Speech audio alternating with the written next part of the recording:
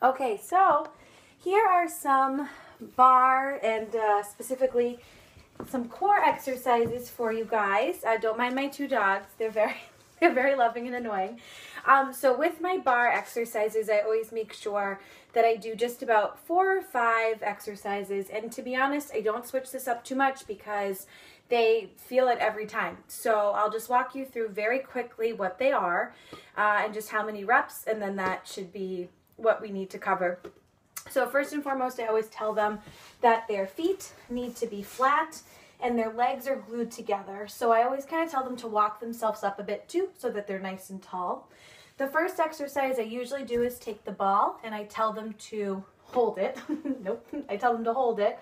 And what we do is we start gradually lowering the core down. So we start by touching the kneecaps, and then we start to lower, and then we start to lower. And it really you can base this off of the way the crowd is reacting that day. So, and once we get all the way down, I tell them to hold. And then I'll ask them if they feel a burn in the core. And if they, typically they say yes. And then then we'll go on and tell them to tap on the outside, staying in that same position. And then I kind of say freeze in that hold position and then go super fast. And so the challenge is for the people that can go fast to try to touch the mat, to get lower, feet stay flat, legs stay glued together. That's the biggest thing.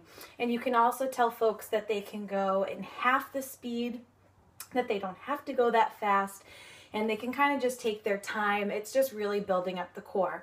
So that's exercise 1, and that typically takes up about half of one song. Milo, come here. Takes up about half of one song, and then I switch to putting the ball behind the back. Sorry, these dogs are so annoying.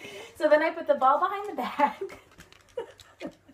and I tell them just to kind of relax, feet are flat, legs are glued together, and then the next exercise I typically do is we put the hands out, so palms are up, arms are straight, and we open, and then as you're doing that, you're lowering your core. Again, reminding them feet are flat, legs are glued together, and then you tell them to freeze.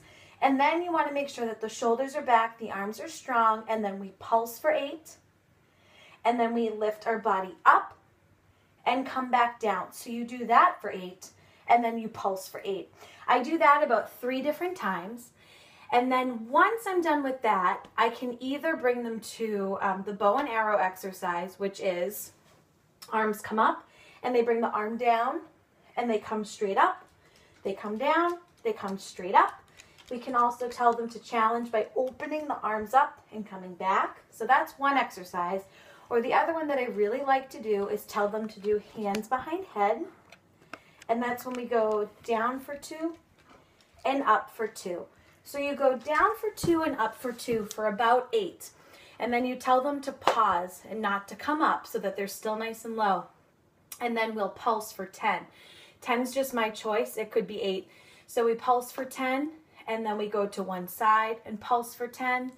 Back to center, pulse for 10. Side, pulse for 10. And then you can either give them the break and hug their knees, or if they're in the mood, you can then say, down for 2, up for 2. So those are a few exercises. And then the other one that I kind of do depending on the day. So if they're exhausted and I can tell that they want to keep doing core, but they can't do it anymore, I tell them to place the ball. We lay down, place the ball behind the butt, and then we're tapping. So I can't really do this one anymore. So placing the ball, we tell them to lay back, place the ball just about here, and then we tap down and switch. They can also extend out. And then I kind of have everyone lift their legs up, and we slowly bring it down. And then at that point is around the stretch. So for the first email I had sent you guys about a month ago with the playlist, it's about a 10-minute core exercise. And sometimes I bring it into the stretch with the legs going down. It varies on the class. So I hope this was helpful, and I apologize for my 2 adorable pains in the butts.